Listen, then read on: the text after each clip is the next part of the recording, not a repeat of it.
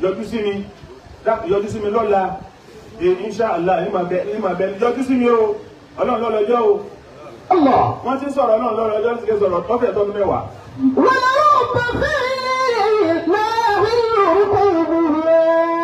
Àfà tí wọ́n bá sì kú àléébù kan tó bá kù díẹ̀ káàtó tọ̀ mo tọ̀ dákun mo ti pe lágbájá náà mo kìlọ̀ mọ́ sọ fún un lórí kaba ìfún gbogbo wọn náà tó bá ń pè é. Ẹ̀yin lẹ́ ń bẹnu ayé. Ọlọ́run ní jẹ́ ṣubú. Ó pe èèyàn kọ́ ní fẹ́rẹ̀ tí ń bẹnu ayé. Wọ́n sì ní bínú rẹ̀ dá bí ọ̀dà sọ̀rọ̀ ẹnu rẹ̀ ká gbọ́. Èmi tó ń wí náà ló ń wí o.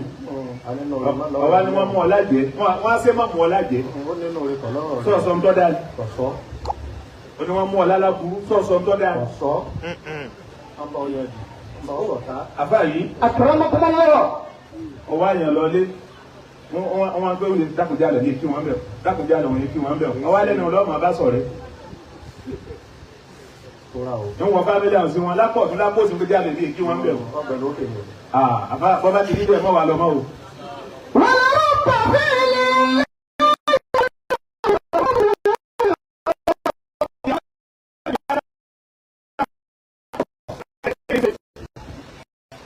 Ó ní sórí dídá wà yìí. Àìmọ̀ bí tí ń ṣe mí ìròjújọ ẹ̀. Ọ̀gá ìpọ́lọ́jọ́ lọ fẹ́ dé. Àwọn tí mo bá ṣe bẹ́ẹ̀ tí mo dákẹ́. Gbìyànjú kó kú mi dẹ́ sí ọ̀nà. Wọ́n sì tó pọ́n lọ́pàá sí ibẹ̀ tó sí ọ̀nà tí ẹ̀kẹ́kẹ́ ni wọ́n wà nínú dáàbì Ọlọ́run sọ̀dọ̀ wọn. Kó sáàgbẹ̀mí lójú ọ̀nà. Nígbà tí ó ṣe bẹ́ẹ̀ náà ló sọ ẹlẹ́rúbá mẹ́rúbá. Ọ̀nà kúrò lọ. Gbogbo ẹni tí ó sọ pé ọ̀rọ̀ bá dọ̀la àkọ̀lá ó bá dọ̀la àkọ̀lá ó bá dọ̀la ọ̀pẹ̀ wà.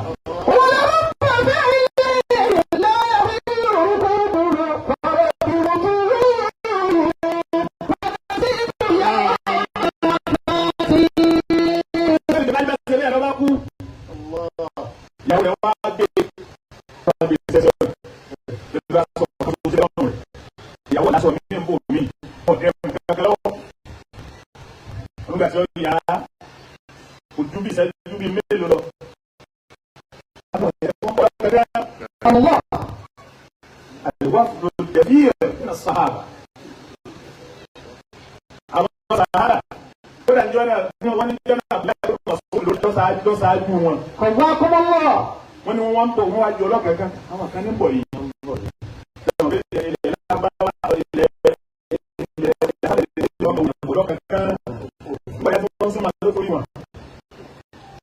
Tọ́lá sáré pàdé wọn, tọ́lá sáré ọkọ̀ mi ló kú àbúrò sáré Gèfárí. Lásọ àní kankan táyì sí ìyá yín ló kú sí. Gbogbo àwọn sàhábé ìjọ náà, àwọn oníṣẹ́ ló ń ka àwọn lé ní 30.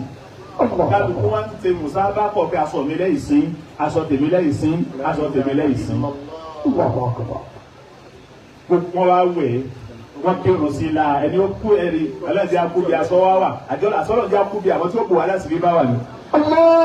Kẹ́kẹ́ aṣọ bá ń bẹ lọ́dọ̀ yàrá àti yàrá kú sí ibi tí ọ̀sáwọn tí Mùsùlùmí tí ó kù yàrá láti rí àtúrí tú. Wọ́n wá ń díje bá sọ mi láàbì sí. Wọ́n wá ń díje àdúgbò àwa láwẹ̀. Wọ́n díje àdúgbò àwa lábẹ́lẹ̀. Wọ́n wá sí bí ìgbà tó yẹ pé láàrin ìlú gangan ló kú sí. Ọ̀rọ̀ kan lé àtúnṣe ìfárí gbàgbọ́ o.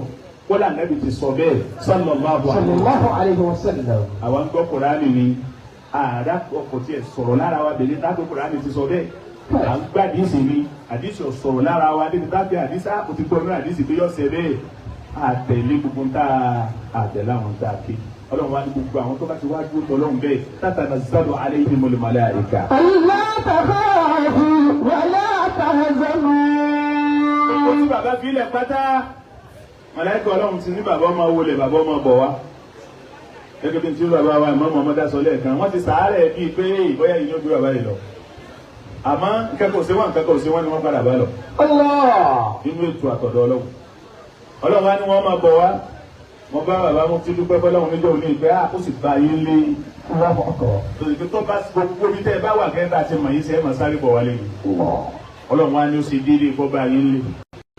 Látàkùn ìgbà wọn náà ìrìnàjò pọ̀ fún wọn kó lè yí ká ìjòkó lónìí ọlọ́run lọ́mọ tí wọ́n pa sí àbí ọlọ́run àfi àwọn ọlọ́run àfi bẹ̀rẹ̀ bàbá wa ṣe Ahmed Abdullah Àlàyé Oníkìjìpà ọlọ́ba wa gbọ́ wọn. Àwọn ìgbìmọ̀ ọlọ́run wọn bá àwọn ọ̀rọ̀ pàdé